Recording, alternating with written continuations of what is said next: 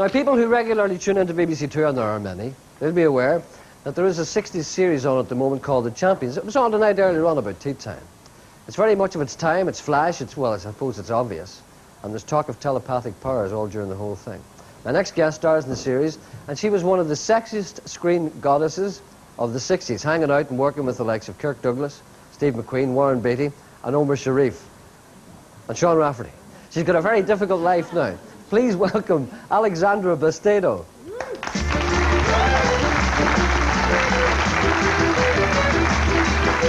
Alexandra, how are you?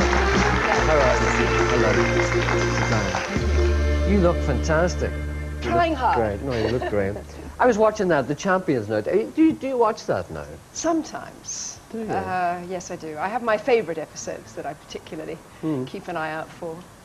But well, what are your memories of it? I mean, how would you, if I asked you to describe it in a line, how would you describe it? Well, it was a strange series for its time with the mental telepathy and things. Yeah. And, in a way, I think for that reason it sits quite well now, because people seem to be a lot more into psychic awareness than they were in the late 60s. Why not, of course, yes, 68, something like that. People are into mind games more now. Let's have a little look at it, remind ourselves what it looked like. The Champions. Thanks. We're going down faster. Yeah. If the storm blew itself out, we might have a chance. Not a hope of that. Will our people look for us, Craig? I don't mean I'm concerned for myself. I just thought they might find this. Oh, that'd really be like looking for a needle in a haystack, Sharon. Look, if we crash and the snow keeps falling... I forgot. They'd never find us.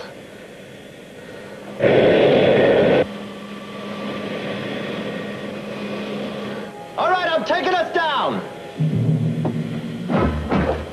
Yeah? Get Sharon to the back of the plane. Hang on to whatever you can.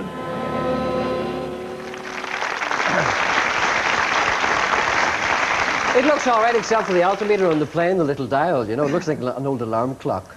And the other strange thing is, of course, so much of it was actually done in the studio with back projection. And some of the episodes which are actually taking place in the Antarctic, you have all the huskies, if you look closely, panting. And my mother actually saw one of the episodes where I had a fur coat on, and she said, "You looked hot." And I said, "Well, I was." Yeah, probably in Pinewood or somewhere. Yeah, that's in Elstree. Elstree. Yeah. Now, what did that series mean for you? At what stage of your career were you at that stage? I was 20 years old. I had my 21st birthday on it.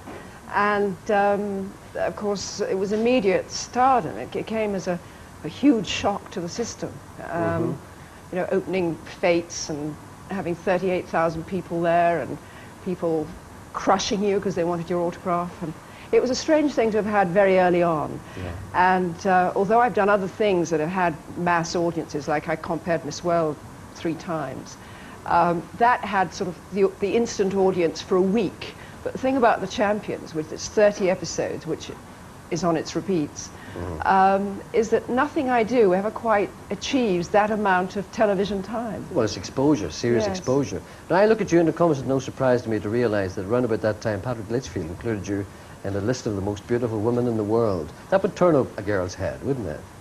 Well, it was very nice of him. It was indeed.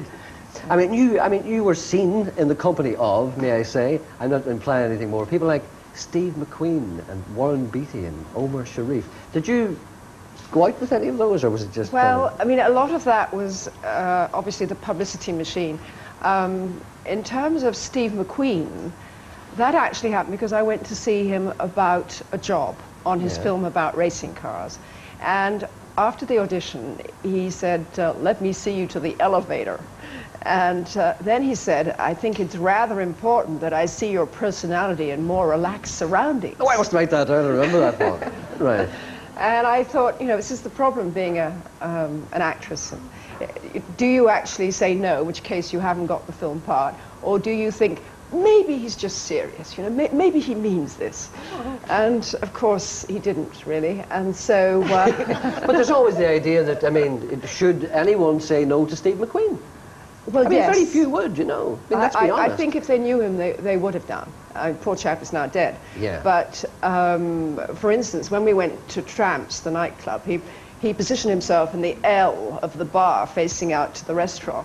And he said, "Do you see how everyone's looking at me?" And I said, "Well, yes, Miss McQueen, it's because you're a famous film star, you know." Was his head gone, do you think?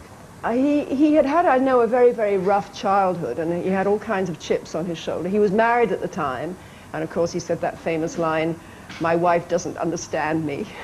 Of course, that would have been probably, who was he married to at the time, do you remember? Neil McQueen.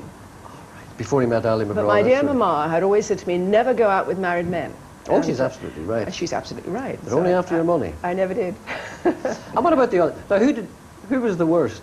It's a horrible thing to ask. The worst was probably, well, Was he quite bad? a few. Was he bad? Come on, come on. It was certainly Warren, but I Warren never did go out with him. But I read a story about that now, and I don't know if it's true or not, about him ringing you and then ringing you a little later. Would you care to tell that one? He had met both me and my flatmate, and I'm Alexandra Bastedo, she's Nicole Shelby, and he'd met us on a film set. And that night, at midnight, the phone went, and we shared a bedroom, and I was nearest to the phone, which was in the sitting room. So I got up and went to it, and this voice said, "Hi, Alexandra, this is Warren here. How would you like to come over for a drink?"